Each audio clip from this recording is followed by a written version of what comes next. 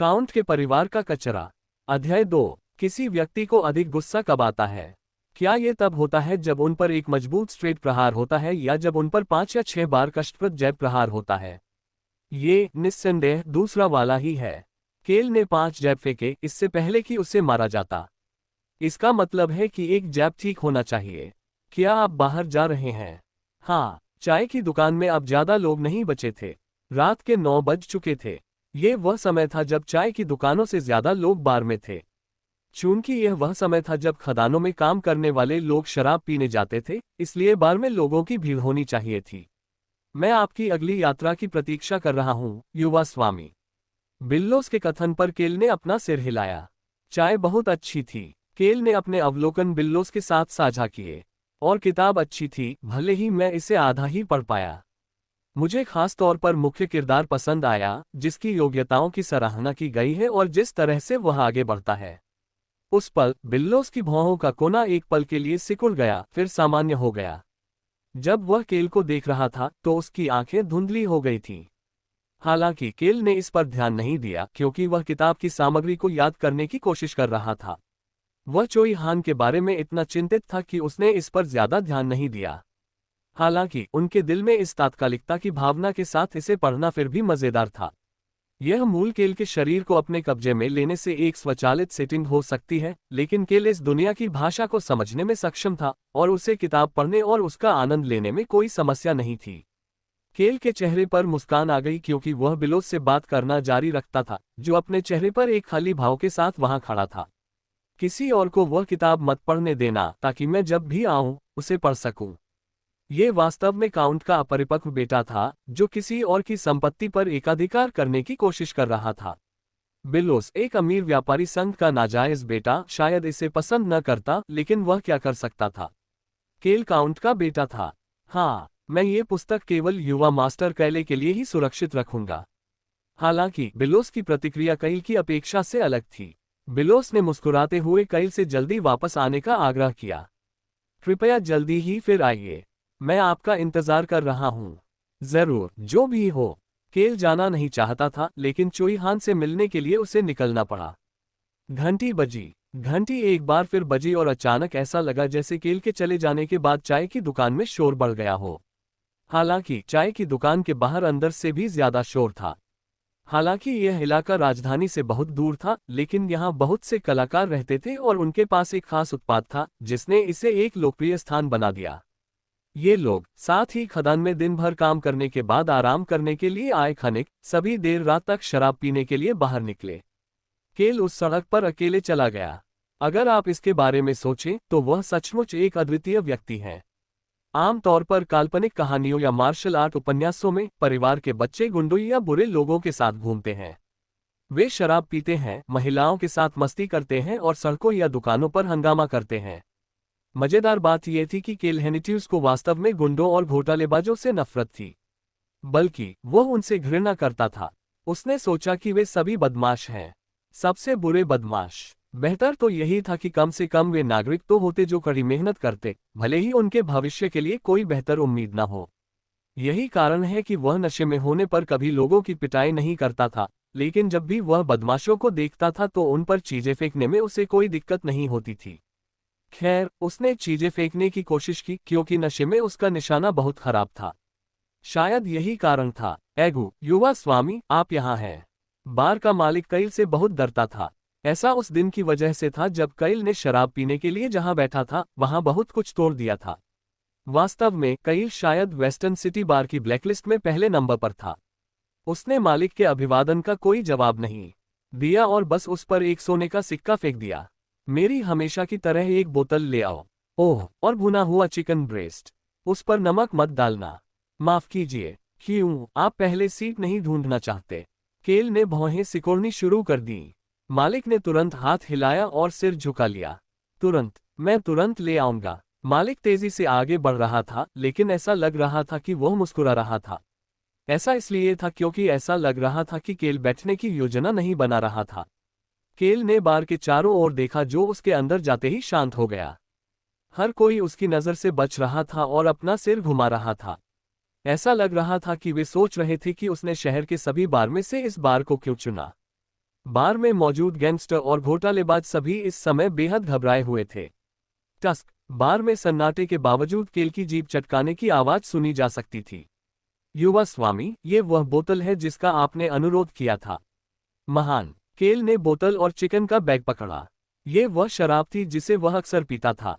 यह शायद इस बार की सबसे महंगी शराब थी।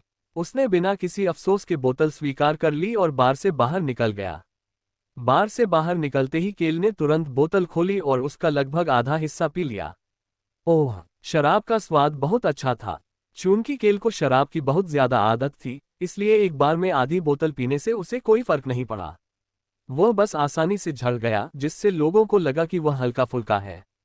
केल तेजी से बोतल हाथ में लेकर चला गया। वह उस चाय की दुकान के पास से वापस चला गया जहां वह पूरे दिन रुका था। जब उसने देखा कि उसे देखकर गार्ड सख्त हो गए हैं, उन्हें इस तरह से व्यवहार करते देख उसे गेट से बाहर जाने का मन हुआ, लेकिन दुर्भाग्य से वह उसकी मंजिल नहीं थी।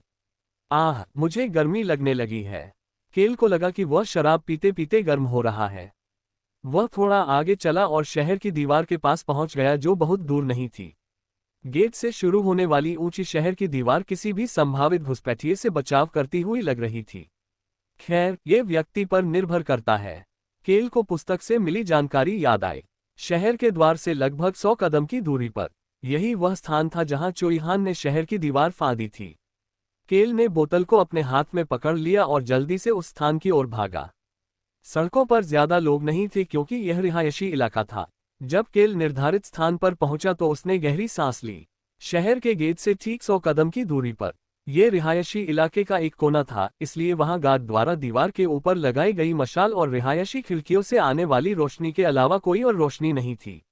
लेकिन इतनी रोशनी काफी थी। अपनी आंखों को अंधेरे के अनुकूल ढालने के बाद केल धीरे धीरे अपनी मंजिल की ओर बढ़ा। जैसा कि मैंने उम्मीद की थी, वह शहर की दीवार के नीचे कुछ मुड़ा हुआ देख सकता था। दरअसल वहां कई चीजें थीं। ठंड की वजह से हिलती हुई नाजुक दिखने वाली चीजें। केल उस स्थान की ओर चलता रहा। वह मुड़े हुए जीवों की आवाजें सुन सकता था। म्याऊं म्याऊं। शहर की दीवार के नीचे 2 बिल्लियां सिकुड़ कर लेटी हुई म्याऊं म्याऊं कर रही थीं। केल मुस्कुराने लगा। ये यही है। उसे सही जगह मिल गई। जिस क्षण चोईहान दीवार के ऊपर से कूदता है, पड़ोस की अल्फा बिल्ली एक बच्चे को पटक देती है और शहर की दीवार पर गिर जाती है। चोईहान जल्दी से अपने शरीर को घुमाता है ताकि बिल्ली के बच्चे पर गिरने से बच जाए। यह एक ऐसी दुनिया थी जहां संयोगों ने बड़ी भूमिका निभाई थी। वह सचमुच एक अच्छा आदमी है। चोईहान ने बिल्ली के बच्चे को चोट पहुंचाने से बचने के लिए अपने शरीर को अप्रत्याशित रूप से मोड़ने के बाद अपने टखने को मोड़ लिया। वह पहली बार दसियों लोगों की हत्या करने और ग्रामीणों की लाशों को दफनाने के बाद पश्चिमी शहर तक पहुंचने के लिए पागलों की तरह भागा था। उसका शरीर अपनी सीमा तक पहुंच गया था जिससे वह इस तरह की हरकत करने के बाद ठीक से उतरने में असमर्थ था। म्याऊं म्याऊं म्याऊं। केल ने उस बिल्ली के बच्चे को देखा जो मुड़ा हुआ था और हिल रहा था, साथ ही दूसरे बिल्ली के बच्चे को भी जो उसका भाई लग रहा था, हिलते हुए बिल्ली के बच्चे को चाट रहा था। फिर उसने अपनी नजर घुमा ली। वह उस गली की ओर देखने लगा जो उसके खड़े होने के स्थान के पास थी। वह उसे देख सकता था। मैंने उसे ढूंढ लिया। वह आदमी दर्द से कराह रहा था और झुग्गी झोपड़ियों में रहने वाले बेघर लोगों जैसा दिख रहा था। केल उसके झबरा काले बाल और पुराने और जले हुए कपड़े देख सकता था। उपन्यास के अनुसार केल और चोईहान कल मिलेंगे। आज रात केल ने शराब पी ली और उसके बाजू पर निशान पड़ गया। उपन्यास में बताई गई बातों से चीजें पहले से ही अलग थीं, भले ही वे छोटी छोटी बातें ही क्यों न हों। केल खड़ा हो गया जैसे वह बिल्ली के बच्चों को देखने के लिए नीचे झुका था। चोईहान ने कुछ पल पहले उसकी नज़र को महसूस किया होगा क्योंकि चोईहान ने धीरे से अपना सिर उठाया और उसकी आंखें उसके झबरा काले बालों के बीच से केल पर केंद्रित हो गईं। अरे यार, मैं कांप रहा हूं। केल को उसका दिल पागल होता हुआ सुनाई दे रहा था। यद्यपि स्पष्ट रूप से देखने के लिए बहुत अंधेरा था, चोईहान की आंखें, जिन्हें केल उसके बालों के माध्यम से देख सकता था, बेहद ठंडी थीं। केल ने सोचा कि यह अच्छा विचार था कि उसने शराब पीना चुना। केल ने खुद को इस तरह का स्मार्ट निर्णय लेने के लिए बधाई दी और जितना संभव हो सके खुद को शांत किया। जैब। उसे जैब शुरू करने और एक अच्छी पहली छाप छोड़ने की जरूरत थी। केल ने गहरी सांस ली और चोईहान से बात करने लगा जो उसे घूर रहा था। ऐसा लग रहा है कि तुम भूखे हो। तसक तसक। केल ने जीभ चटकाए और बैग से चिकन ब्रेस्ट निकाला। फिर बहुत ही कोमल हरकत के साथ केल ने भुने हुए चिकन ब्रेस्ट को चोईहान को नहीं, बल्कि बिल्ली के बच्चों को दिया। बेचारे, आगे बढ़ो और इसे खाओ। केल को नहीं पता था कि बिल्ली के बच्चे इतने छोटे होंगे। उसे उम्मीद थी कि वे अभी भी चिकन ब्रेस्ट खा सकेंगे। तसक, उसने अपनी जीभ चटकाए और चिकन ब्रेस्ट को टुकड़ों में फाड़ दिया ताकि बिल्ली के बच्चे इसे बेहतर तरीके से खा सकें। वह सोच रहा था कि आखिर वह यहाँ बैठा इन बिल्ली के बच्चों को खाना क्यों खिला रहा है। सच कहूं तो केल को बिल्लियां पसंद नहीं थीं। हालांकि चोईहान को छोटे जानवर बहुत पसंद थे। ग्ररू, घायल बिल्ली के बच्चे ने शायद केल की बिल्लियों के प्रति नापसंदगी को समझ लिया होगा, क्योंकि उसने अपने दांत दिखाए और गुर्राना शुरू कर दिया। लेकिन केल ने बिल्ली के बच्चे की सुनहरी आंखों में देखते हुए उसके चांदी के फर को सहलाना शुरू कर दिया। बिल्ली के बच्चे को ये पसंद नहीं आया होगा, क्योंकि उसने केल के हाथ से बचने की पूरी कोशिश की। बेचारे, इसे खाओ और जल्दी ठीक हो जाओ। ऐसा कहते समय उसने चोईहान की ओर देखा तक नहीं, हालांकि वह सोच रहा था कि चोईहान निश्चित रूप से उसकी ओर देख रहा है। क्या तुम्हें कहीं जाना है? उसने कोई जवाब नहीं सुना। हालांकि केल ने बोलना जारी रखा। गार्ड जल्द ही इस क्षेत्र में गश्त करने आएंगे और उसे चोईहान के गार्ड से बचने के लिए लंगड़ाते हुए भागने से पहले ही एक कदम आगे बढ़ाना था। या रहने की जगह। केल ने सुनहरी आंखों वाले गुर्राते हुए चांदी के बालों वाले बिल्ली के बच्चे को दुलारा और लाल बिल्ली के बच्चे को दूर धकेल दिया जो उस पर हमला करने की कोशिश कर रहा था। लाल बिल्ली का बच्चा किसी कारण से केल को मारने की कोशिश करता रहा। उसकी सुनहरी आंखें, जो उसके भाई की आंखों से मेल खाती थीं, अंधेरे में भी चमक रही थीं। लेकिन केल को चोईहान पर ध्यान केंद्रित करने की जरूरत थी। क्या तुम्हें भूख लगी है? अभी भी कोई जवाब नहीं आया। केल को इसकी उम्मीद थी। चोईहान शायद अभी उसे देख रहा था, लेकिन वह भी शायद आराम करना चाहता था। उसका शरीर और दिमाग दोनों ही अपनी सीमा तक पहुंच चुके थे। इसके अलावा उसे अभी कुछ दिन पहले ही एक बड़ा झटका लगा था। चोईहान जैसे व्यक्ति के लिए, जो उस छोटे से गांव के ग्रामीणों के अलावा किसी भी मानवीय संपर्क के बिना अकेले रहता था, पश्चिमी शहर उसके लिए पूरी तरह से अजनबी था।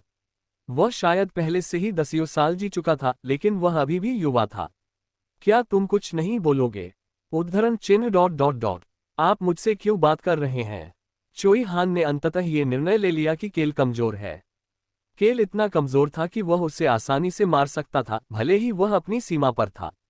यही कारण था कि चोईहान को लगा कि केल की सद्भावना को स्वीकार करना ठीक रहेगा, भले ही उसे पता न हो कि केल उसके साथ अच्छा व्यवहार क्यों कर रहा था। केल खड़ा हुआ और चोईहान की ओर चल दिया। जल्द ही गार्ड इस स्थान से गश्त करते हुए आएंगे। अरे, वह चोईहान की स्थिति को बेहतर तरीके से देख सकता था जब वह करीब गया। वह एक गड़बड़ था। हालांकि शायद ऐसा इसलिए था क्योंकि वह मुख्य पात्र था, लेकिन उसकी आंखें साफ थीं। काले बाल और काली पुतलियां जो दिखाती थीं कि चोईहान कोरियाई था, वास्तव में देखने में काफी अच्छा था। यही कारण था कि केल ने चोईहान से बात करते समय मुस्कुराया। मेरे पीछे आओ, मैं तुम्हें खाना खिलाऊंगा। सबसे अच्छा पहला प्रभाव यह था कि मैं स्वादिष्ट भोजन उपलब्ध कराने वाला व्यक्ति हूं। चोईहान ने दीवार के सहारे झुकना बंद कर दिया और अपने शरीर को ऊपर की ओर धकेला। उसका शरीर शायद इसलिए बाईं ओर झुका हुआ था क्योंकि उसका दाहिना टखना असहज था, लेकिन केल ने उसकी मदद नहीं की और न ही उसके बारे में कुछ कहा। उसके साथ पहले से ज्यादा अच्छा व्यवहार करने का कोई कारण नहीं था। केल ने चोईहान से कहा कि वह काउंट की संपत्ति की ओर जाते समय उसका पीछा करे। हालांकि एक अस्तित्व ने उसका रास्ता रोक दिया। म्याऊं। लाल बालों वाली सुनहरी आंखों वाली बिल्ली का बच्चा केल की ओर दौड़ा और केल के जूतों पर अपने गाल रगड़ने लगा। केल ने भौहें सिकोड़नी शुरू कर दी। उसे बिल्लियां पसंद नहीं थीं, लेकिन ये बिल्ली बहुत प्यारी लग रही थी। हालांकि उसे अचानक अपने पूरे शरीर में ठंडक महसूस हुई और उसने पीछे मुड़कर देखा। चोईहान उसे घूर रहा था। धत्तेरी की। केल ने अजीब तरीके से बिल्ली के बच्चे को सहलाना शुरू कर दिया। ऐसा लगता है कि वह मुझे पसंद करता है, लेकिन मुझे जाना होगा। अगली बार मिलते हैं। केल को कभी समझ नहीं आया कि लोग जानवरों से क्यों बात करते हैं। हालांकि केल, जो अब जानवरों से बात करने वाला व्यक्ति बन चुका था, जल्दी से उठ खड़ा हुआ और बिल्ली के बच्चे से दूर चला गया।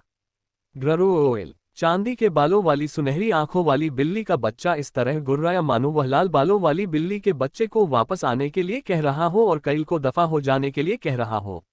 लाल बालों वाली बिल्ली का बच्चा वापस नहीं जाना चाहता था क्योंकि वह केल को जाते हुए लगातार देखता रहा।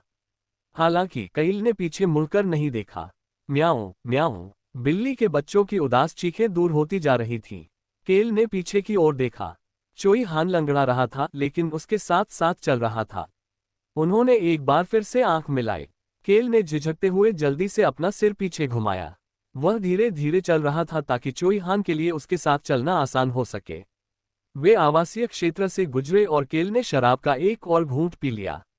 बार, बाजार, प्लाजा, फिर वे अमीर लोगों के घरों से गुजरे और आखिरकार शहर के पीछे स्थित काउंट की संपत्ति पर पहुंचे। आप क्या कर रहे हो? केल ने चोई हान की ओर देखा, जो अब हिलना बंद कर चुका था। चोई हान ने देखा होगा कि सैनिकों ने केल का स्वागत कैसे किया, साथ ही नागरिकों ने भी कैसे उससे दूरी बनाए रखी। चोई हान शायद ये सोच रहा था कि क्या केले को मारना सचमुच आसान होगा। केल ने एक बार फिर पूछा, क्या तुम नहीं आओगे? जैसा कि अपेक्षित था, चोई हान ने फिर से चलना शुरू कर दिया। अब केल के पीछे चलने का उसका उद्देश्य शायद कुछ जानकारी प्राप्त करना था और साथ ही हैरिस गांव के ग्रामीणों के अंतिम संस्कार की मेजबानी करना भी था। क्यों? युवा स्वामी। जैसे ही केल एस्टेट के मुख्य द्वार पर खड़ा हुआ, गार्ड और शूरवीरों ने उसका स्वागत करते हुए कुछ शब्द लड़खड़ाए। आह, काश वे यह युवा मास्टर व्यवसाय बंद कर देते। हर बार उनके शब्दों को लड़खड़ाते हुए सुनना अजीब था। चूंकि उसके पास एक कूड़े का शरीर था, इसलिए वह एक कूड़े के समान व्यवहार करने की पूरी कोशिश कर रहा था। एक महान युवा स्वामी की तुलना में एक कूड़े के युवा स्वामी बनना आसान था। वह अपने जीवन को यथासंभव आसान बनाने की कोशिश कर रहा था। गार्डों के शब्दों को लड़खड़ाते हुए देखकर केल ने भौहें सिकोड़ ली, जबकि गार्डों ने जल्दी से गेट खोल दिया। कृपया अंदर आइए। केल ने पीछे मुड़कर चोई हान को देखा। बाकी सभी ने भी चोई हान को देखा। वे शायद इस भिखारी के बारे में उत्सुक थे जो उनके युवा स्वामी के पीछे पीछे आया था। शूरवीरों ने चोई हान को संदेह भरी नजरों से देखा। मेरे पीछे आओ। चोई हान को अब तक केल की स्थिति के बारे में पता चल जाना चाहिए था। वह केल के पास पहुंचते ही लंगड़ाता हुआ आगे बढ़ा। केल शांत दिख रहा था और जैसे ही उसने देखा कि चोई हान उसके पीछे है, वह पीछे मुड़ गया और गेट से अंदर चला गया। लेकिन उसका दिल पागल हो रहा था। मुझे यकीन है कि अगर कुछ खतरनाक हुआ तो वह मुझे बंधक बनाने के बारे में सोच रहा होगा। शायद इसीलिए वह मेरे ठीक पीछे खड़ा था। उसे यकीन था कि चोई हान उसे नहीं मारेगा। हालांकि बंधक बनाए जाने के बारे में सोचने मात्र से ही उसे इतना मानसिक तनाव हो गया कि केल ने उन दो शूरवीरों को देखा जो उनका पीछा कर रहे थे। मेरे पीछे मत आओ। केल के स्पष्ट आदेश से शूरवीरों में खलबली मच गई। वे केल और चोई हान के बीच आगे पीछे देखते रहे। तभी एक शूरवीर ने चेहरे पर सख्त भाव लिए चोई हान और केल के पास जाकर खड़ा हो गया। शूरवीरों को किसी भी चीज से ज्यादा अपने धर्म की परवाह थी। यह उन शूरवीरों के लिए उचित था जिन्हें डेरूथ ने संजोया था। खैर, मुझे लगता है कि अच्छे शूरवीर बनने के लिए उन्हें इस तरह का व्यवहार करना होगा।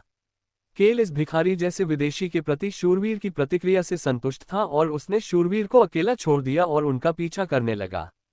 वह चोई हान को काउंट के निवास के प्रवेश द्वार तक ले गया। युवा स्वामी, आप वापस आ गए। उद्धरण चिन्ह ...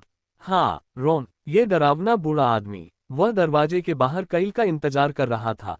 केल को उम्मीद नहीं थी कि वह वाकई इंतजार कर रहा होगा। केल डरा हुआ था, लेकिन उसने सोचा कि यह वास्तव में बेहतर के लिए था। रॉन की नज़र चोई हान की ओर मुड़ी और उसकी सौम्य मुस्कान अचानक कठोर हो गई।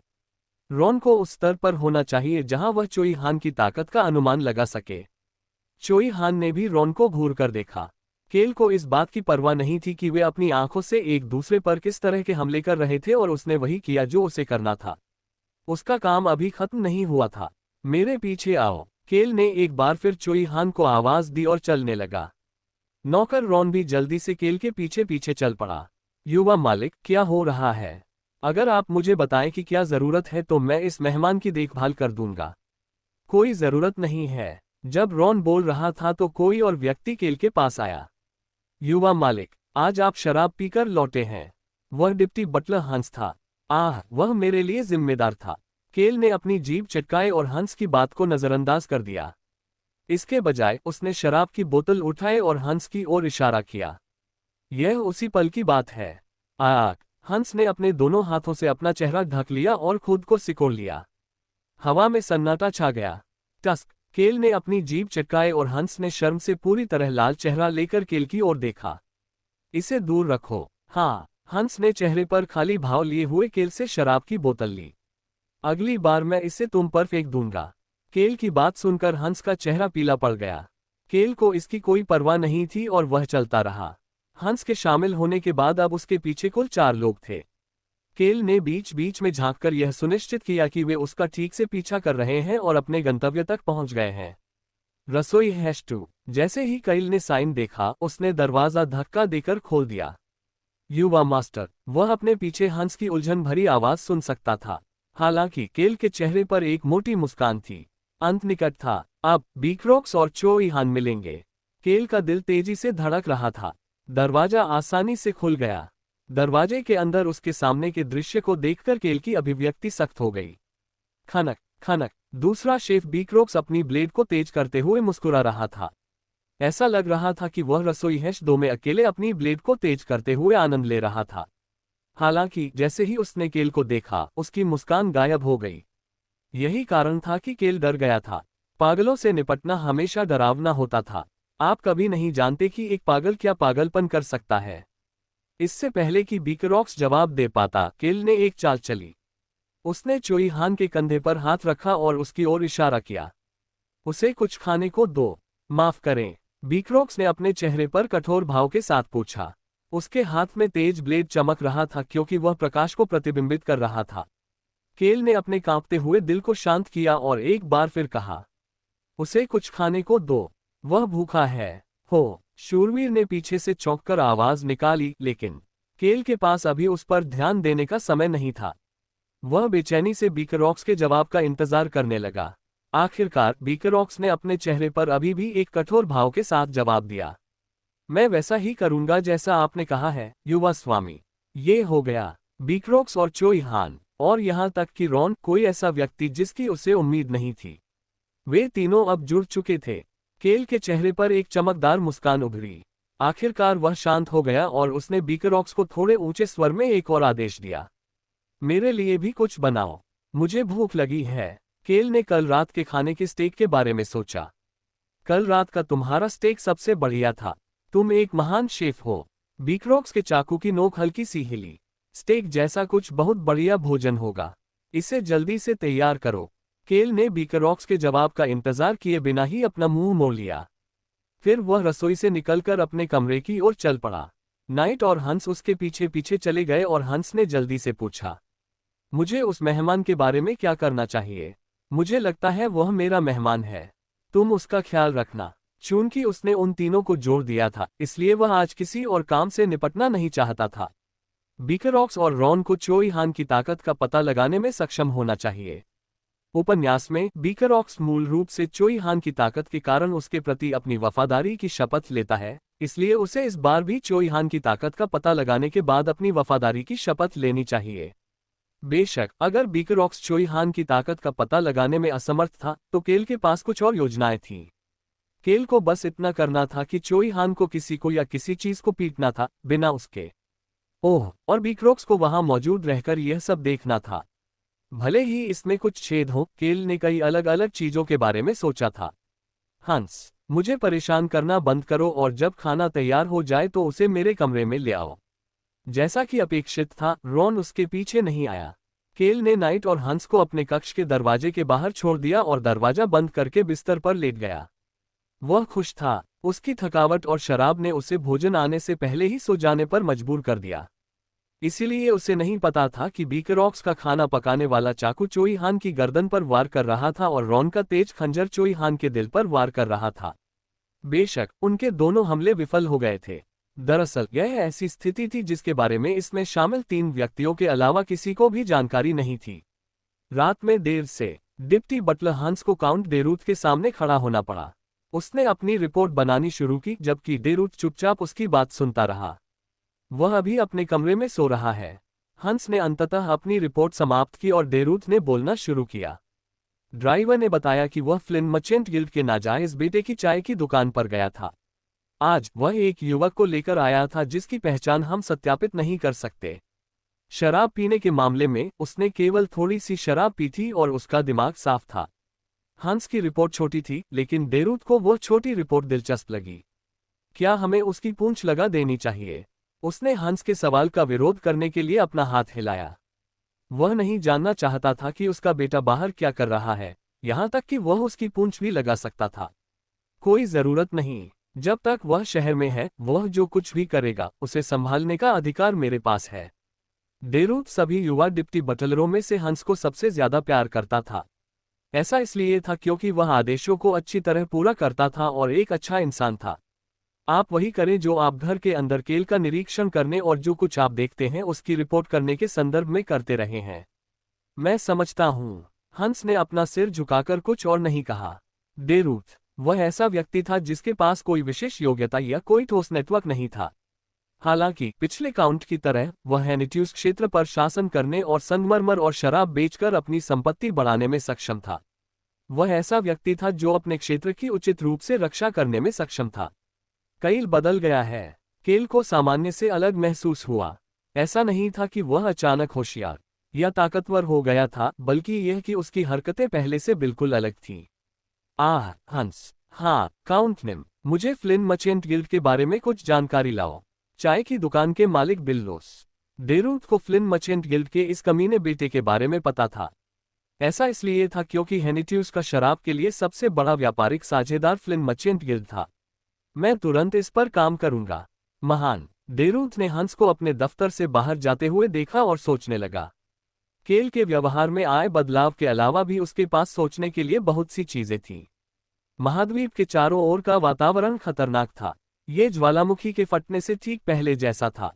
डेरूथ खतरनाक वातावरण को स्पष्ट रूप से महसूस कर सकता था, इस तथ्य के बावजूद कि वह राज्य के कोने में था। ऐसा इसलिए था क्योंकि उसे हमेशा इसके बारे में अंतहीन जानकारी मिलती रहती थी। लेकिन आज इंपीरियल कोर्ट से मिले संदेश ने डेरूथ को महाद्वीप के मौजूदा वातावरण के बारे में और भी ज्यादा आश्वस्त कर दिया। हेनिट्यूस क्षेत्र के पूर्व काउंट्स हमेशा सत्ता में आने वाले अगले व्यक्ति को एक ही सलाह देते थे। इतिहास में दर्ज होने की कोई जरूरत नहीं है, बस शांति और खुशी के लिए जियो। मुझे लगता है मुझे शहर की दीवारों को मजबूत करने की जरूरत है। वह भले ही एक अच्छा योद्धा न हो, लेकिन डेरूथ हमेशा अपने और अपने परिवार की सुरक्षा के तरीकों के बारे में सोचता रहता था।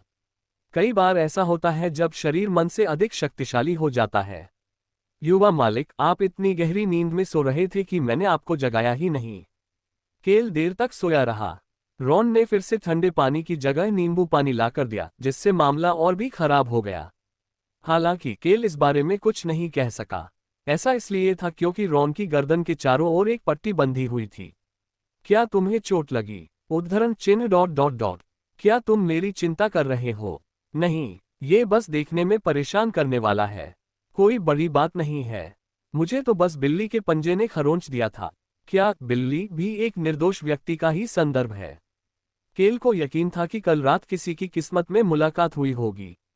उसने रॉन की नजरों से बचते हुए, जो मुस्कुरा रहा था, चैम्बर की खिड़की की ओर बढ़ गया।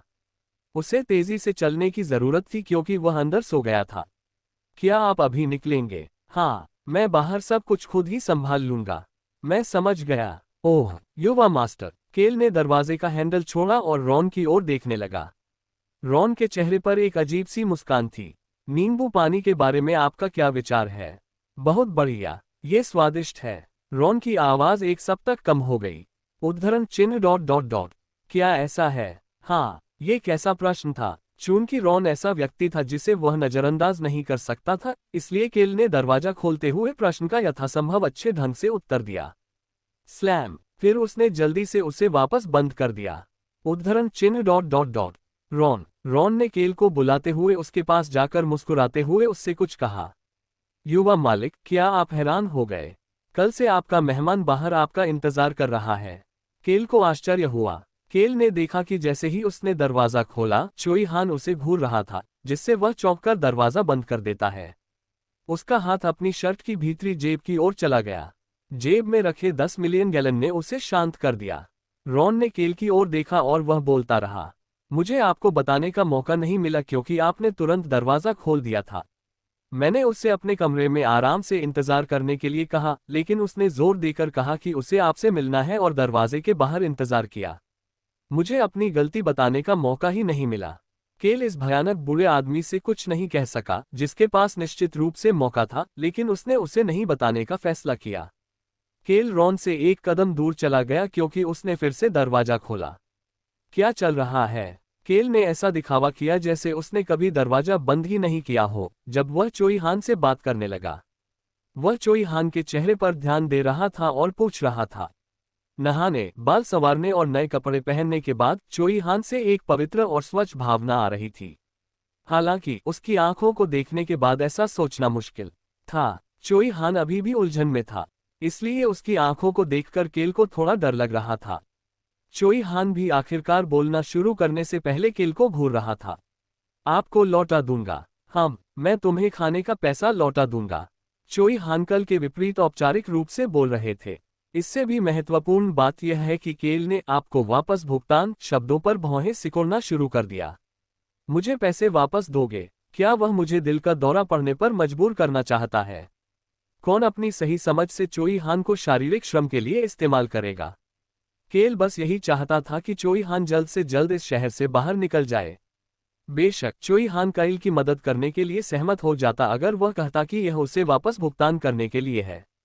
वह उस तरह का व्यक्ति था। हालांकि काइल के पास चोई हान से कुछ भी नहीं था जो उसे चाहिए था। कोई जरूरत नहीं। क्या तुम्हें कुछ और चाहिए? उसने चोई हान के प्रस्ताव को तुरंत अस्वीकार कर दिया और पूछा कि क्या उसे कुछ और चाहिए। चोई हान ने काइल को और भी करीब से देखना शुरू कर दिया। उस नज़र ने काइल को ये सोचने पर मजबूर कर दिया कि उपन्यास में काइल को कैसे बुरी तरह पीटा गया था और उसके हाथों में रोंगटे खड़े हो गए। उस समय चोई हान ने बोलना शुरू किया। मैं आपसे मदद के लिए कुछ अनुरोध करना चाहता हूँ। केल ने मदद शब्द सुनते ही अपनी आंखें बंद कर लीं। वह चोई हान के साथ उलझना नहीं चाहता था। चोई हान जिस मदद के बारे में पूछेगा वह हैरिस विलेज से जुड़ी किसी बात के अलावा और कुछ नहीं हो सकता। उपन्यास में केल ने हैरिस गांव के ग्रामीणों को बेकार कहा और इसके कारण उसे पिटाई भी झेलनी पड़ी। केल ने मुंह खोलते ही इस बारे में सोचा। हंस को अपनी बात बताओ, वह सब संभाल लेगा। दोबारा अपनी आंखें खोलने के बाद केल की नज़र चोई हान पर पड़ी जो वहां मूर्ति की तरह स्थिर खड़ा था। वह एक प्रतिभाशाली डिप्टी बटलर है। वह आपकी लगभग किसी भी सामान्य जरूरत को पूरा करने में आपकी मदद कर सकेगा। फिर केल ने रॉन के कंधे पर हाथ रखा। उसे लगा कि रॉन झिझक रहा है, लेकिन केल ने एक ही समय में उन दोनों को अपनी नजरों से दूर करने का फैसला किया। यहाँ रॉन भी बहुत उपयोगी है। वह भी आपकी मदद कर सकेगा। रॉन, वह मेरा मेहमान है। उसे जो भी चाहिए उसका उचित ख्याल रखना। केल ने रॉन के कंधे से अपना हाथ हटाने से पहले रॉन को एक आदेश भी दिया। फिर उसने चोई हान को उसे पुकारते हुए सुना। लेकिन तुम तो ये भी नहीं जानते कि मैं कौन हूँ। केल ने पलटकर देखा। वह देख सकता था कि चोई हान अभी भी उसे देख रहा था। उससे निकलने वाली डरावनी भावना गायब हो गई थी और केल को केवल चोई हान से आने वाली एक अवर्णनीय पवित्रता महसूस हो रही थी। मुझे ये जानने की क्या जरूरत है कि आप कौन हैं? क्या किसी ऐसे व्यक्ति की मदद करने का कोई कारण है जिसके पास उतना नहीं है जितना मेरे पास है? चोई हान केल के शब्दों पर थोड़ा भौहें सिकोड़ने लगा। ये बहुत ही मंद था, लेकिन केल, जो चोई हान को करीब से देख रहा था, ने इसे जरूर देखा। क्या वह इस बात से नाराज है कि मैंने किसी ऐसे व्यक्ति के बारे में कहा जिसके पास मेरे जितना कुछ नहीं है? केल ने तेजी से आगे बढ़ना जारी रखा। आपकी स्थिति के आधार पर मुझे संदेह है कि आप कुछ कठिन मांगेंगे। खैर, अगर यह कुछ कठिन है तो मुझे यकीन है कि हंस को पता होगा कि सीमा कहाँ खींचनी है। उसने रॉन को चोई हान की ओर धकेल दिया और वह उन दोनों से दूर हो गया। तो फिर अलविदा, मुझे बहुत सारे काम करने हैं। केल जल्दी से अपने पिता डेरूथ के दफ्तर की ओर चल पड़ा। उसे आज बहुत ज्यादा भत्ता मिलना था। उसे अपने पीछे से रॉन की आवाज आती हुई सुनाई दे रही थी। युवा स्वामी, मैं आपकी आज्ञा के अनुसार कार्य करूंगा। मुझे इसकी परवाह नहीं कि आप ऐसा करते हैं या नहीं। तलना और हिलाना मुख्य किरदारों के लिए था, केल के लिए नहीं। क्या वे एक दूसरे के और करीब नहीं आ सकते क्योंकि वे 4 दिन पहले केल की बदौलत मिले थे? रॉन ने केल की ओर देखा जो उन दोनों से दूर जा रहा था। फिर उसने अपने हाथ में रखे खाली कप की ओर देखा। दिलचस्प, उस निडर पिल्ले को खट्टी चीजें पसंद नहीं थीं। उसे अब भी खट्टी चीजें पसंद नहीं थीं। हालांकि अब वह उन्हें पी गया। रॉन ने अपनी गर्दन को छुआ। उसे बहुत समय बाद पहली बार चोट लगी थी, लेकिन चोट से ज्यादा दिलचस्प बात उसे परेशान कर रही थी। निडर पिल्ला उससे डर गया। क्या वह कुछ जानता है? जिस तरह से आगे रॉन ने आवाज के स्रोत की ओर अपनी नजर घुमाई, वह देख सकता था कि चोई हान उसे घृणा से देख रहा था। इस बदमाश को लग रहा था कि वह कोई ऐसा व्यक्ति है जिसने कल रात उनकी छोटी सी झड़प के बाद हत्या कर दी है। जरूर, ये बदमाश, जिसकी खून की गंध भी वैसी ही थी, साफ सुथरा होने का दिखावा कर रहा था। रॉन को यह अजीब लगा कि इतना विकृत बदमाश इस तरह से व्यवहार कर रहा था। ये बदमाश, जिससे वे कल रात मिले थे, जंगल के अंधेरे की तरह हिंसक, घृणित और जानलेवा आभा बिखेर रहा था। यह एक ऐसी आभा थी जिसे रॉन और बीकरॉक्स तुरंत ही अन्य आभाओं से अलग पहचान सकते थे। बेशक वह जानलेवा आभा चोई हान की अपनी नहीं थी। चोई हान को वह आभा उन हत्यारों से मिली थी जिन्हें उसने मारा था, और अब जब वह नहा चुका था और साफ सुथरा हो चुका था, तो जानलेवा आभा अब उसके आसपास नहीं थी। मुझे लगता है कि उन लोगों की सीमा पार जाने का कोई रास्ता नहीं है। रॉन ने पिछली रात की घटनाओं के बारे में सोचना शुरू किया जब उसने उस लड़के से बात करना शुरू किया जो पिछले कुछ दिनों में बहुत कुछ झेल चुका था। मेरे पीछे आओ। रॉन अपने छोटे मालिक के आदेश का पालन करने के लिए चलने लगा और चोई हान उसके पीछे पीछे चलने लगा। चोई हान की नज़र कुछ पल के लिए कैल की दिशा में गई और फिर रॉन की ओर मुड़ गई। कैल ने एक बैग पकड़ा हुआ था जो कल के बैग से दुगुना बड़ा था और झुग्गियों की चोटी पर वापस जा रहा था। दोनों भाई बहन एक बार फिर उसका स्वागत करने के लिए वहां मौजूद थे। बच्चों ने अपना मुंह बंद रखा और कैल की ओर देखने लगे। कैल ने मुस्कुराते हुए दो छोटे बैग निकाले और उन्हें बच्चों की ओर बढ़ा दिया। इसे लें। वह युवा लड़की धीरे धीरे उसके पास आए। जब उसने मोटे भूरे बालों वाली लड़की को अपने पास आते देखा तो कैल की भौहें तन गईं। वह लंगड़ाते हुए उसके पास आए और उसने अपना एक हाथ अपनी कमर पर रखा हुआ था। अरे! कैल ने दोनों बैग उस युवा लड़के की ओर बढ़ा दिए। तुम यहाँ आओ और इसे ले लो। छोटा लड़का जल्दी से दौड़ा और बैग छीनकर वापस भाग गया। कैल के चमकीले लाल बालों की तुलना में लड़के के बाल मोटे गहरे लाल थे जो भागते समय हिल रहे थे। इसके बाद कैल ने मुड़कर उस आदमखोर पेड़ की ओर रुख किया। बहुत खूब। ये रोटी नहीं है, यह मांस और केक है। वह भाई बहनों को खाने के बारे में बात करते हुए सुन सकता था, लेकिन उसे इसकी परवाह नहीं थी। वह आदमखोर पेड़ के इलाके की ओर बढ़ता रहा। उद्धरण चिन्ह ... ये थोड़ा डरावना है। बिना पत्तों वाला काला पेड़ कैल के स्वागत के लिए अपनी शाखाएं हिला रहा था। इस अजीब सी अनुभूति ने कैल को घबरा दिया, लेकिन फिर भी उसने बैग की सामग्री पेड़ के नीचे बने छेद में डाल दी। रोटी तुरंत गायब हो गई। यह उसी क्षण हुआ। उद्धरण चिन्ह ... और मुझे और दो। उद्धरण ... यह मुझे पागल कर रहा है। उपन्यास में पढ़ी गई प्रतिक्रिया सामने आई। यह एक कमजोर लड़की की आवाज थी। हाँ, भूख से मरने वाला व्यक्ति एक पुजारी था जो एक देवता की सेवा करता था। हालांकि मंदिरों या चर्चों की वर्तमान पुजारियों के विपरीत प्राचीन पुजारियां जादूगर थीं। प्राचीन जादूगरों में से अधिकांश को ऐसे लोग माना जा सकता है जिनके पास महाशक्तियां या प्राकृतिक शक्तियां थीं। कैल ने जल्दी से बैग पकड़ लिया और चलना शुरू कर दिया। कैल, आज रात मेरे अध्ययन कक्ष में आओ। यही बात उसके पिता डेरूथ ने कैल से कही थी जब वह कुछ भत्ता लेने गया था। इसीलिए उसे शाम से पहले ही यहाँ से चले जाना था। वह आज पेड़ की आधी भूख मिटाने के इरादे से यहाँ आया था। वह और रोटी लाने के लिए पहाड़ी से नीचे उतरा। उसने देखा कि दोनों भाई बहन अपने होठों पर केक लगाए उसकी ओर देख रहे थे। टस्क! कैल ने भौहें सिकुड़ी और जीभ चटकाते हुए दोनों भाई बहनों के पास से गुजरा। फिर कैल उस गली में चला गया जहां बहुत सारी बेकरियां थीं। वह कल सुबह जिस बेकरी में गया था उसका स्टॉक पहले ही साफ कर चुका था, इसलिए उन्हें फिर से स्टॉक करने में कुछ समय लगेगा।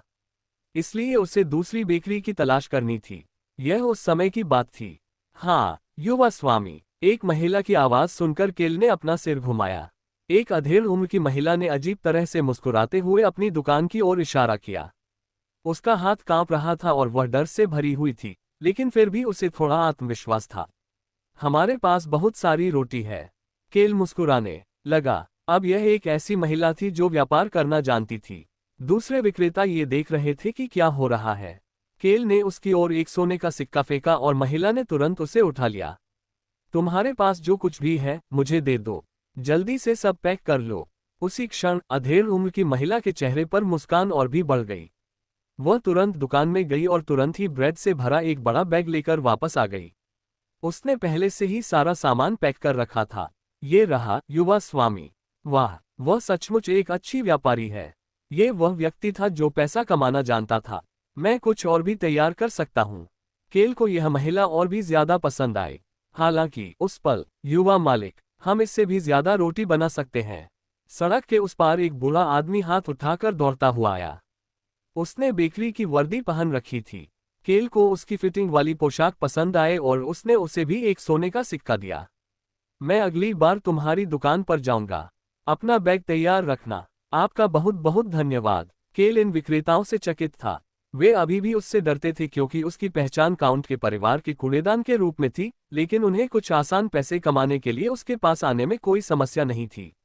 ऐसा शायद इसलिए था क्योंकि वे जानते थे कि केल किसी ऐसे व्यक्ति को नहीं मारता जो गैंगस्टर नहीं है, लेकिन वह अभी भी देख सकता था कि हैनिट्यूस क्षेत्र इतना अच्छा क्यों चल रहा था। ये तथ्य कि केल ने कल ब्रेड का एक बैग खरीदने के लिए एक सोने का सिक्का खर्च किया था, पहले से ही जंगल की आग की तरह फैल चुका था। 1 मिलियन गैलन। बाकी लोग हफ्ते भर के मुनाफे को देखकर दंग रह गए, जबकि उनकी आंखें चमकने लगीं। मैं कल रोटी लेने के लिए उन 3 जगहों पर जा सकता हूं। चूंकि उसने उनमें से प्रत्येक को एक सोने का सिक्का दिया था, इसलिए उसे कल उनसे एक और बैग मिल सकता है। केल खुश था कि चीजें इतनी आसानी से चल रही थीं। हालांकि कोई था जो दूर से उसे देख रहा था। ये शेफ बीकरॉक्स था। अपने पिता की तरह उसके गले में भी पट्टी बंधी थी और वह एक कोने से केल को देख रहा था। उसने देखा कि केल झुग्गियों में वापस जाने से पहले ब्रेड का बैग और कुछ औषधीय जड़ी बूटियां खरीद रहा था। उद्धरण चिन्ह ...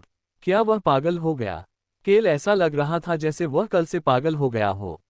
बीकरॉक्स को काइल की कभी परवाह नहीं थी, तब भी नहीं जब उसके पिता ने कहा था कि काइल एक दिलचस्प बच्चा है, लेकिन जितना ज्यादा उसने उसे देखा उतना ही ज्यादा वह उससे सहमत होने लगा। उसे लगा कि काइल को देखना भी उतना ही मजेदार होगा जितना कि काले बालों वाले गुंडे को देखना। बीकरॉक्स की आंखें चमकने लगीं। सबसे ऊंचे स्थान पर स्थित चाय की दुकान के मालिक बिल्लोस ने अपने अधीनस्थ की रिपोर्ट प्राप्त करते हुए चाय की चुस्की ली। युवा मास्टर केल झुगी झोपड़ियों में आ जा रहे हैं।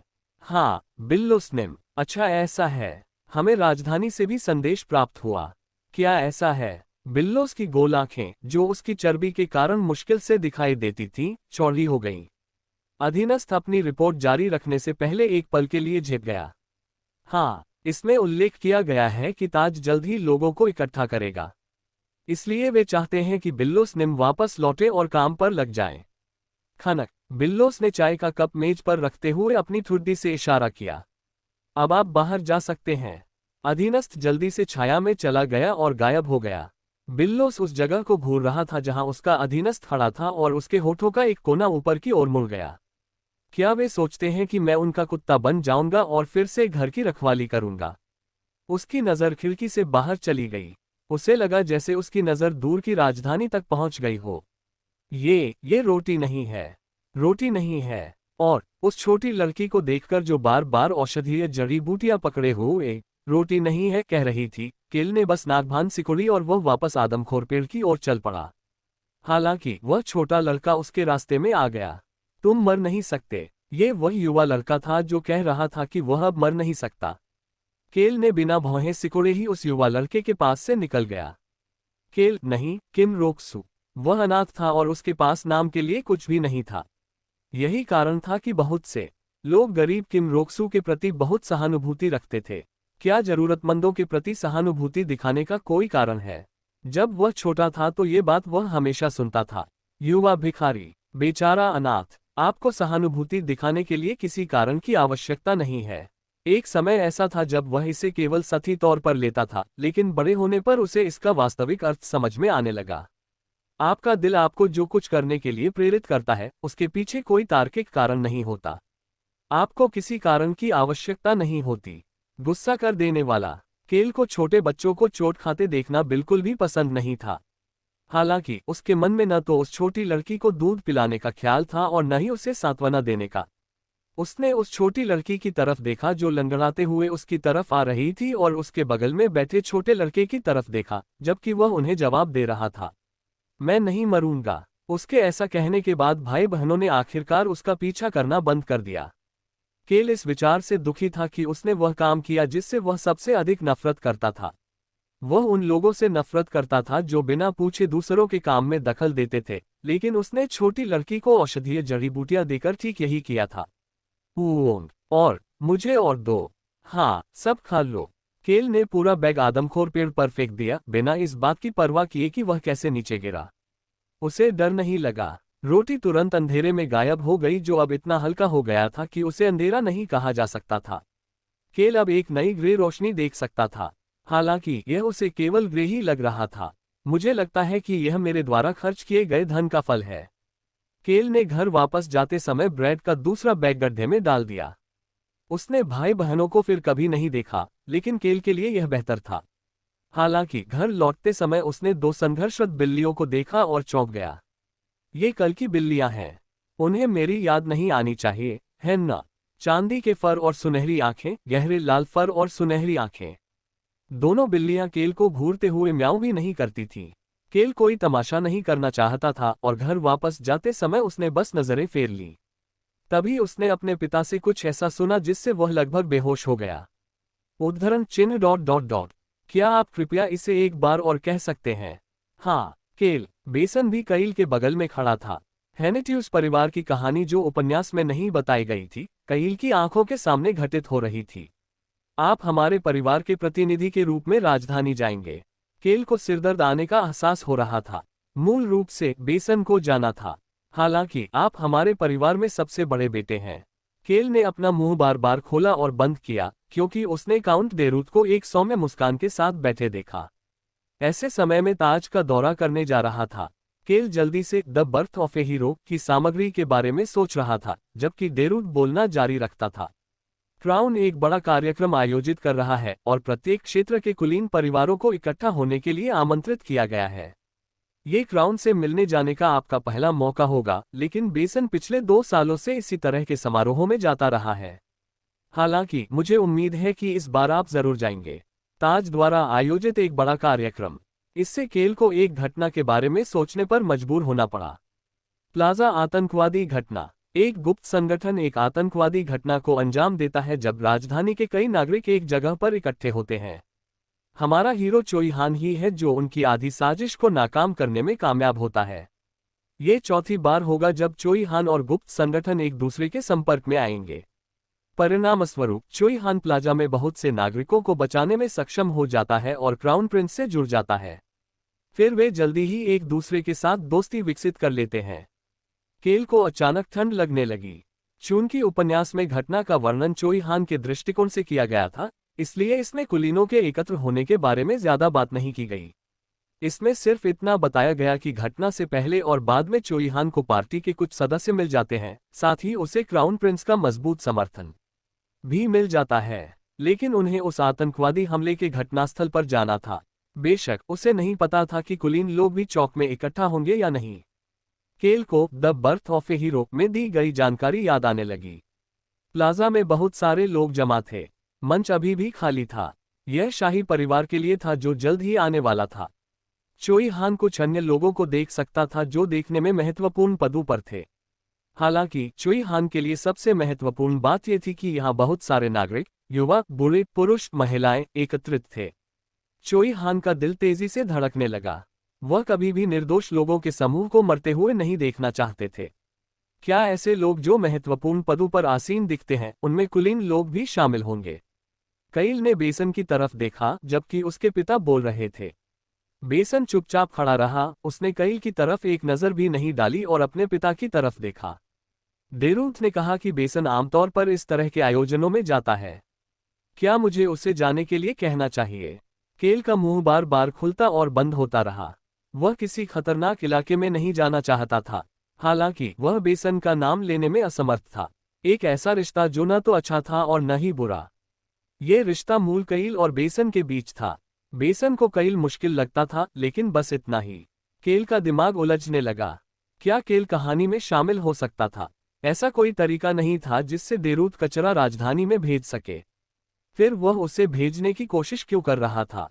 केल सोच रहा था कि क्या उसने कुछ गलत किया था जिसके कारण ऐसा हुआ। आप 5 दिन में चले जाएंगे। 5 दिन बाद डेरूथ की यह बात सुनकर केल को पता चला कि उपन्यास में वर्णित केल राजधानी नहीं गया था। उपन्यास में बताया गया है कि 4 दिन बाद चोई हान ने उसे बुरी तरह पीटा और काउंट की जागीर में ले गया। ऐसी हालत में उसके लिए राजधानी जाना संभव नहीं था। केल, बेसन के ऐसा करने से पहले तुमने इन सभी समारोहों में भाग लिया था। उन दिनों के बारे में सोचो और एक सुकून भरी यात्रा का आनंद लो। पिता। डेरूथ ने केल की ओर देखा और उसे पुकारा। बेसन ने धीरे से मुड़कर अपने बड़े भाई की ओर भी देखा। मैं इस अचानक हुई घटना के कारण थोड़ा चिंतित हूँ। मैं पिछले 2 सालों से इनमें से किसी में भी नहीं गया हूँ। मुझे समझ नहीं आ रहा है कि मुझे अचानक क्यों जाना पड़ा। कृपया मुझे इस बारे में सोचने दीजिए। डेरूथ सहमत हो गया और उसने अपने दोनों बेटों से कहा कि वे जा सकते हैं। भाई बहन जल्दी से अध्ययन कक्ष से चले गए। केल तरह तरह की बातों के बारे में सोचने में व्यस्त था। अगर केल ने गुस्सा दिखाया और हंगामा मचाया तो डेरूथ शायद बेसन को भेज देगा, लेकिन इससे उसके मुंह में कड़वाहट रह जाएगी। यह उसी क्षण हुआ। क्युंगनिम कईल को अपने छोटे भाई बेसन की आवाज सुनाई दे रही थी। कईल ने अपना सिर घुमाया। वह देख सकता था कि बेसन अभी भी बिना उसकी ओर देखे शांति से चल रहा था। 15 वर्षीय बेसन हमेशा बिना आंख मिलाए इसी तरह बात करता था। क्युंगनिम, ऐसा कोई कारण नहीं है कि आप न जा सकें। आह, केल ने आह भरी। बेसन ने कईल की तरफ देखा तक नहीं और स्टडी रूम से निकलकर अपने कमरे में चला गया। कईल काफी देर तक बेसन को देखता रहा। उद्धरण चिन्ह ... ऐसा नहीं होना चाहिए। कईल को उत्तराधिकारी पद से हटा दिया गया था। कईल तब भी बेकार की हरकतें करना बंद नहीं कर सका जब उसका छोटा भाई 2 साल पहले से ही परिवार का उत्तराधिकारी होने का दिखावा कर रहा था। वह परिवार का मजाक बन गया था। यही कारण है कि परिवार के प्रतिनिधि के रूप में उन्हें ताज के सम्मान पर नहीं जाना चाहिए था। इसके कई कारण थे। हालांकि बेसन कह रहे थे कि इस कार्यक्रम में न जाने का कोई कारण नहीं था। बेसन कह रहे थे कि कैले के परिवार के प्रतिनिधि के रूप में जाने के पर्याप्त कारण थे। इस तरह तो चीजें जटिल हो जाएंगी। केल ने भौहें सिकोड़ते हुए कहा। उसे यह पसंद नहीं था कि चीजें कैसे चल रही थीं। लेकिन दूसरी समस्या ये थी, यह एक शॉट के लायक है। उन्होंने सोचा कि जो घटनाएं घटने वाली थीं, उन पर विचार करना उचित होगा। इसका कारण ये था कि केल के बिना मरे या बिना चोट खाए वापस आने की संभावना बहुत अधिक थी। अगर बेसन की मृत्यु हो जाती है और मैं काउंट का पद नहीं ले पाता तो मेरे लिए भी मुश्किल हो जाएगी।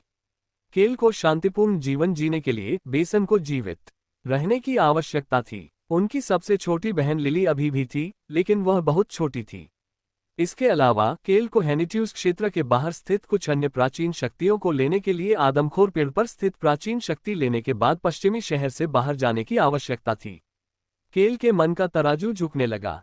वह डिप्टी बटलर हंस को घूरने लगा जो उसकी ओर बढ़ रहा था। हंस का चेहरा गंभीर था लेकिन उदास नहीं था। वह थोड़ा कड़वा लग रहा था लेकिन उसकी आंखें साफ थीं। युवा स्वामी, आपके अतिथि ने जो अनुरोध किया है। हंस। जैसे ही उसने कुछ और कहा, केल ने उसे बीच में ही रोक दिया।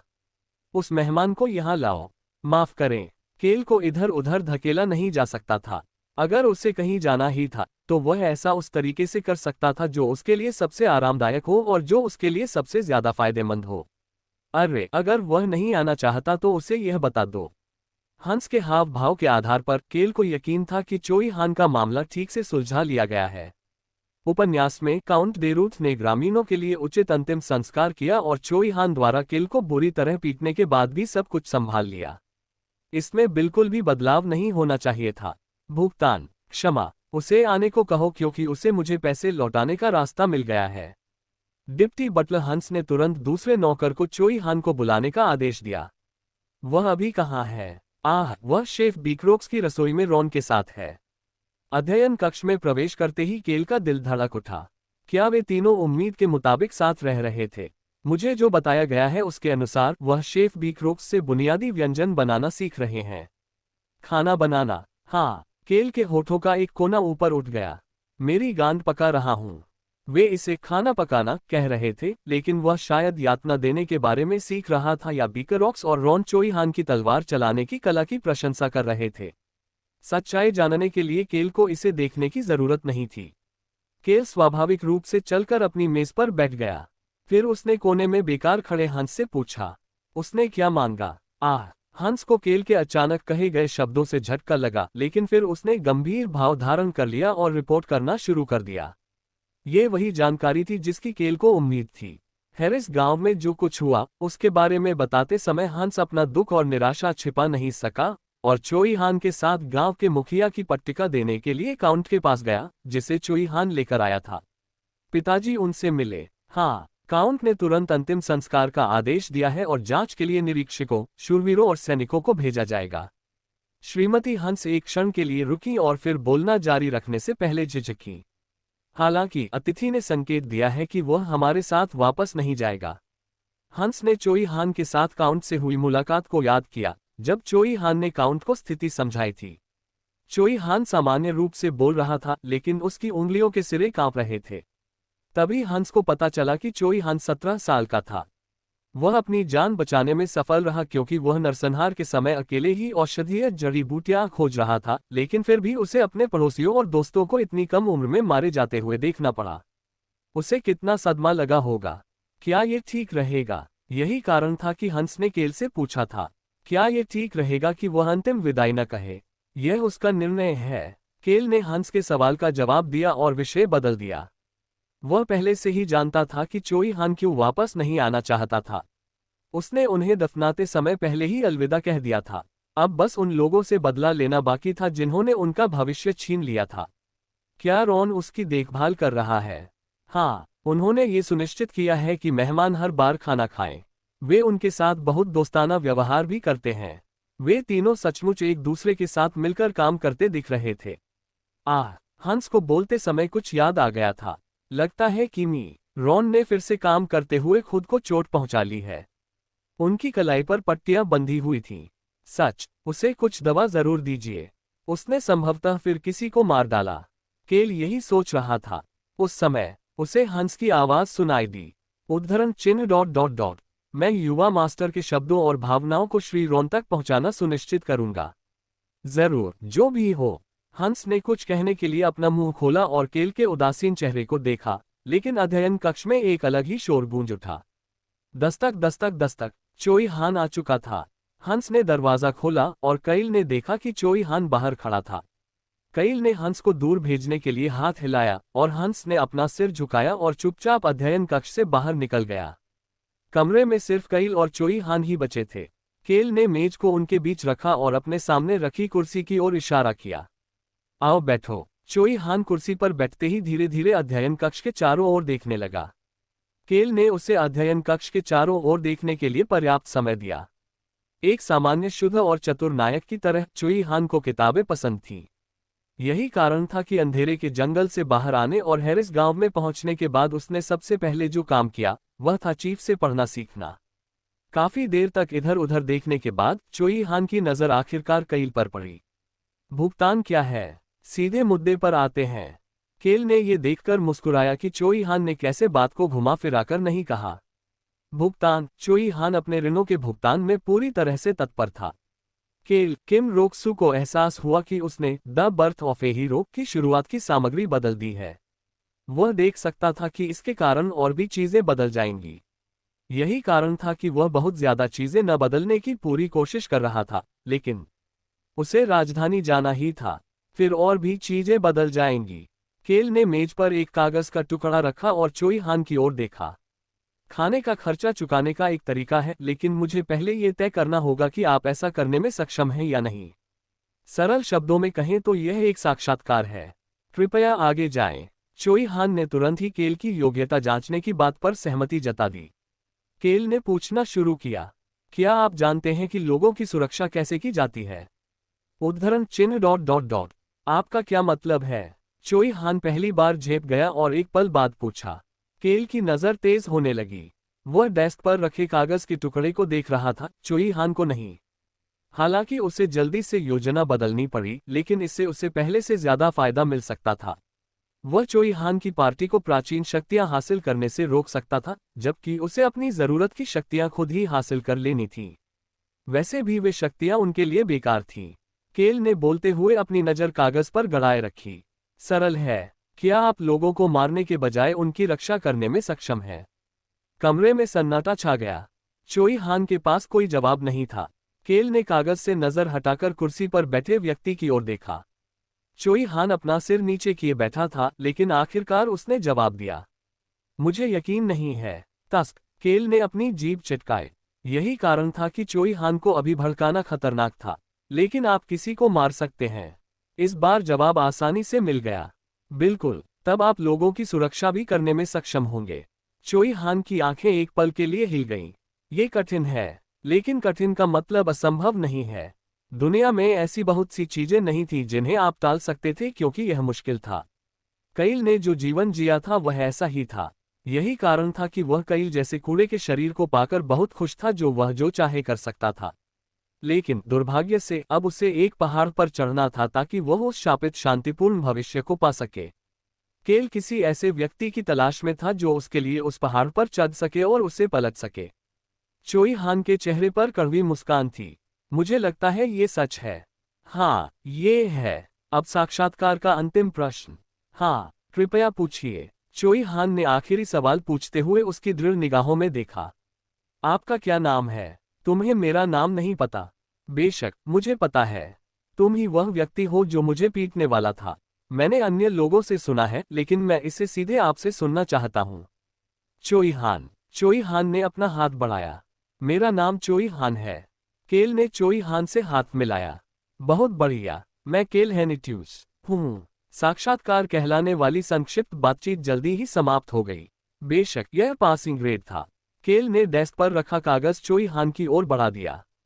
आप मुझे पैसे लौटाने का तरीका सरल है। कागज पर 2 नाम लिखे थे और यह भी बताया गया था कि वह उनसे कहाँ मिलेंगे।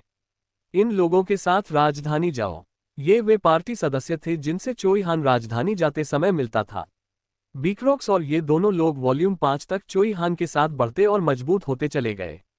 रोजलिन और लॉक एक पड़ोसी राज्य की राजकुमारी थी जो हत्या के प्रयास से बचकर अपने राज्य लौट रही थी, और दूसरा एक घायल बच्चा था। बेशक वह बच्चा वुल्फ किंग का उत्तराधिकारी था। उसके लिए भेड़िया में बदलना संभव था। राजकुमारी रोजलिन मजबूत और ठंडी थी। चोई हान के बाद उसके पास सबसे विस्फोटक ताकत थी और उसने अपनी ताकत का तार्किक रूप से इस्तेमाल किया। वह सिंहासन पर कब्जा करने में दिलचस्पी नहीं रखती थी। इसके बजाय उसका लक्ष्य महाद्वीप का सबसे बड़ा मैजिक टॉवर बनाना था, और जैसे जैसे वह अपने लक्ष्य के करीब पहुंचती, वह एक हीरो बनती जाती।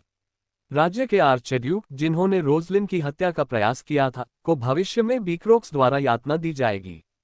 केल का दिल कांपने लगा जब उसे याद आया कि उपन्यास में यातना का दृश्य कितना स्पष्ट और वर्णनात्मक था। इन दिनों उसका दिल कांप रहा था। रोजलिन, लॉक, चोई हान की आवाज सुनकर केल ने अपना सिर हिलाया। हाँ, वो 2 लोग। मुझे खुशी है कि तुम पढ़ना जानते हो। चोई हान दोनों नामों को घूरता रहा। केल की नज़र लॉक नाम पर पड़ी। लॉक, इस दुनिया में एल्वेस बोने और बीस्ट पीपल जैसी अन्य जातियां भी थीं। हालांकि सभी जातियों में सबसे गुप्त बीस्ट पीपल थे। जानवर लोग, इसमें जानवर, पक्षी और कीड़े भी शामिल थे। जानवर लोग राक्षसों से अलग थे क्योंकि उनमें विवेक का अस्तित्व था। लॉक के पास भेड़िया लोगों का सबसे शुद्ध खून है। लॉक को भेड़ियों पर हावी होने के लिए रक्तरेखा मिली थी। सबसे शुद्ध रक्तरेखा वाले जानवर लोग अपने पशु रूप या अपने मानव रूप में होने पर कमजोर और औसत दिखते हैं। हालांकि एक बार जब वे अपनी उन्मत्त अवस्था में प्रवेश करते हैं तो वे किसी और की तुलना में अधिक क्रूर और हिंसक हो जाते हैं। और लॉक पूरे ब्लू वुल्फ जनजाति का एकमात्र जीवित व्यक्ति था। केल ने दराज से एक नक्शा निकाला और उसे मेज पर खोल दिया। तुम मेरे साथ यात्रा शुरू करोगे? फिर उसने मानचित्र पर एक स्थान की ओर इशारा किया। हम यहीं पर अलग हो जाएंगे। तुम बस वही करो जो मैंने कागज पर लिखा है। चोई हान ने कोई सवाल नहीं पूछा और चुपचाप सुनता रहा। केल ने कुछ देर तक चोई हान को देखा। चोई हान को उस खास बिंदु तक उसके साथ जाने की एक वजह थी। मुझे पागल अजगर से बचना है। The birth of A hero की शुरुआत। किसी भी अन्य उपन्यास की तरह कईल के बाद नए खलनायकों का आना जरूरी था। हालांकि उन खलनायकों को कईल की तरह चुनना आसान नहीं था। अगले खलनायक में एक मार्क्वेस शामिल था जो कुलीन गुटों में से एक का नेतृत्व करता था। उपन्यास की शुरुआत में वह क्राउन प्रिंस और चोई हान के रास्ते में आ जाता है। वह खंड 2 के आसपास बर्बाद हो जाता है, लेकिन राजधानी की इस यात्रा पर चोई हान पहली बार मार्क्वेस से मिलता है। उस कमीने ने पागल अजगर को पाला है। यह निश्चित रूप से एक पागल ड्रैगन था। यह अभी भी एक छोटा ड्रैगन था। उस काले ड्रैगन को मार्क्वेस के भावी उत्तराधिकारी द्वारा गुप्त रूप से प्रताड़ित किया जा रहा था। वे उसे मार्क्वेस की आज्ञाओं का पालन करने के लिए प्रशिक्षित कर रहे थे। वे भी पागल हैं। ड्रैगन दुनिया के सबसे ताकतवर प्राणी हैं। उन्हें कैसे लगता है कि वे ड्रैगन को वश में कर पाएंगे? ये वास्तव में समझ में आता है। मार्क्वेस ने गुप्त संगठन के जरिए ड्रैगन के अंडे पर कब्जा करने में कामयाबी हासिल की और जैसे ही वह फूटा, उसे मैना प्रतिबंधित करने वाली जंजीरों से जकड़ दिया। केल उस गुप्त संगठन की ताकत की सीमा का अंदाजा नहीं लगा सका। लेकिन क्या ड्रैगन को बिना किसी कारण के दुनिया का सबसे शक्तिशाली प्राणी कहा जाएगा? ये काला ड्रैगन, जो 5 साल से भी कम उम्र का था, अभी भी ड्रैगन ही था। अंत में ड्रैगन पागल और उन्मत्त हो जाता है। ये भले ही युवा हो, लेकिन उपन्यास में इसने इतना मान विस्फोट किया कि इससे मान प्रतिबंधक जंजीरें हट गईं। चूंकि इसका मान प्रतिबंधित था, इसलिए विस्फोटित किया गया मान वास्तव में इसकी अपनी जीवन शक्ति थी। एक गुफा में रहने और प्रतिदिन यातनाएं सहने के बाद कभी भी सूर्य का प्रकाश न देख पाने के कारण युवा ड्रैगन स्वतंत्रता पाने के लिए अपनी जीवन शक्ति में कटौती करता है। भागने में सफल होने के बाद ड्रैगन अपनी विवेकशीलता खो देता है और उन्मत्त हो जाता है। उस समय चोई हान जिस गांव में रह रहा था, वह बेरिस ड्रैगन के कारण लगभग खतरे में पड़ गया और चोई हान को काले ड्रैगन के खिलाफ लड़ाई लड़नी पड़ी। चोई हान ने उस छोटे से ड्रैगन को देखा जो 1 मीटर से भी कम लंबा था। वह अपने छोटे से शरीर से एक पहाड़ को उड़ाने में कामयाब रहा और गांव वालों को काफी खतरे में डाल दिया। हालांकि चोई हान आसानी से इस ड्रैगन पर हमला नहीं कर सकता था। इस ड्रैगन की आंखें, जो अपनी विवेकशीलता खो चुकी थीं, दर्द और दुख से भरी हुई थीं। हालांकि काले ड्रैगन का मुंह मुस्कुरा रहा था। चोई हान को यह बेहद दुखद लगा। चोई हान अंततः उस काले अजगर को मार देता है और उसे मृत्यु नामक स्वतंत्रता प्रदान करता है। केल को उस गांव में जाना था। या तो चोई हान इसका ध्यान रखेगा या मैं इसे पागल होने से रोकूंगा और इसे मुक्त करने का कोई रास्ता ढूंढूंगा। उसके पास कोई दूसरा विकल्प नहीं था क्योंकि वह राजधानी के रास्ते में था। उसे उस गांव से बचने के लिए बहुत लंबा चक्कर लगाना पड़ता और इसके लिए बहुत समय की आवश्यकता होती और कहानी का प्रवाह बदल जाता। अगर वह उस चक्कर को लेता तो उसे राजधानी पहुंचने में भी देर हो जाती। एक पागल ड्रैगन होने के कारण इसे वास्तव में एक प्यारा ड्रैगन बताया गया है। उपन्यास में इसे छोटे पैरों वाले एक प्यारे काले ड्रैगन के रूप में वर्णित किया गया है। इसमें उल्लेख किया गया है कि यह और भी डरावना था कि इतना प्यारा अस्तित्व पागल हो गया था और अराजकता का कारण बना। केल ने अभी ड्रैगन के बारे में सोचना बंद करने का फैसला किया और इसके बजाय चोई हान को बाकी ऑर्डर दे दिया। इन 2 नामों के मालिकों के साथ राजधानी में आओ। ये तुम्हारा मुझे वापस भुगतान करने का तरीका है। चोई हान ने एक प्रश्न पूछा। उद्धरण चिन्ह ... मुझे बस इन 2 लोगों की सुरक्षा करनी है। यदि आप चाहते हैं, इन दोनों लोगों को इतना मजबूत होना चाहिए कि उन्हें चोई हान की सुरक्षा की आवश्यकता न पड़े। खासकर राजकुमारी रोजलिन, वह 1 इंच भी नहीं हिलेगी, भले ही अविनाशी ढाल के साथ केल्स का एक ट्रक उस पर हमला कर दे। जैसा तुम चाहो वैसा करो, लेकिन तुम्हें राजधानी जरूर आना होगा। तुम्हें वहां मुझसे बिना घायल हुए मिलना होगा। कम से कम तुम खुद को तो सुरक्षित रख सकते हो, है ना? केल और चोई हान के पास उसके बाद फिर से मिलने का कोई कारण नहीं होना चाहिए। लॉक के साथ जुड़ने के बाद चोई हान का गुप्त संगठन के साथ एक और नकारात्मक सामना होता है। लॉक के साथ मुलाकात से चोई हान को उपन्यास की तरह राजधानी में खतरे को रोकने में मदद मिलनी चाहिए। तुम जवाब क्यों नहीं दे रहे हो? क्या तुम ये कर सकते हो? चोई हान की नज़र थोड़ी साफ हो गई। हाँ, मैं ये कर सकता हूँ। वह पहले से ज्यादा सम्मानजनक लहजे में बात कर रहा था, लेकिन केल ने उसे यूं ही रहने दिया। चोई हान को कागज अपनी छाती की जेब में रखते देख वह थोड़ा शांत हुआ। मैंने जब ऐसा किया तो मुझे शराब पीनी चाहिए थी। कैले के शरीर के साथ चोई हान से बात करना सचमुच थका देने वाला था। अब आप जा सकते हैं। केल ने चोई हान की ओर हाथ हिलाया। केल के हाव भाव को देखकर चोई हान दरवाजे की ओर चलने लगा। केल ने कुर्सी पर अपनी पीठ टिकाए और देखा कि चोई हान फिर से बोलना शुरू करने से पहले दरवाजे की ओर बढ़ता है। इसके अलावा हमने यहाँ जो भी चर्चा की है वह सब एक रहस्य है। मुझे यकीन है कि मुझे आपको ये बताने की जरूरत नहीं है। चोई हान ने पीछे मुड़कर नहीं देखा और दरवाजा खोलते हुए जवाब दिया। बिल्कुल। चोई हान की आवाज से ऐसा लग रहा था कि वह मुस्कुरा रहा है, लेकिन कैल को इसकी परवाह नहीं थी। एक बार जब वह अकेला हो गया तो कैल ने कागज और कलम का एक टुकड़ा निकाला और कोरियाई भाषा में लिखना शुरू कर दिया। कुछ देर लिखने के बाद वह अध्ययन कक्ष से बाहर निकल गया और अपने पिता के दफ्तर की ओर चल पड़ा। पिता, हाँ, मुझे पैसों की जरूरत है। ठीक है, मैं हांस से कहूंगा कि वह तुम्हें कुछ दे। केल को बहुत सारे पैसों की जरूरत थी। जब केल अपनी जेब में 1 और 10 मिलियन गैलन का चेक लेकर बिस्तर पर लेट गया तो रॉन उसके पास आया और उसने नाइट स्टैंड पर एक बोतल रख दी और बोलना शुरू कर दिया। ये गर्म नींबू शहद वाली चाय है। मेरे बेटे ने इसे खास तौर पर आपके लिए बनाया है, युवा स्वामी। कृपया शुभ रात्रि मनाएं। मैं हमेशा आपके साथ हूँ। केल की तंद्रा एक क्षण में ही दूर हो गई। चाहे कुछ भी हो जाए, उसे ये सुनिश्चित करना था कि वे दोनों चोई हान के साथ चले जाएं। अगले दिन केल हैनेट्यूस सुबह उठते ही झुगी झोपड़ियों की ओर चल पड़े।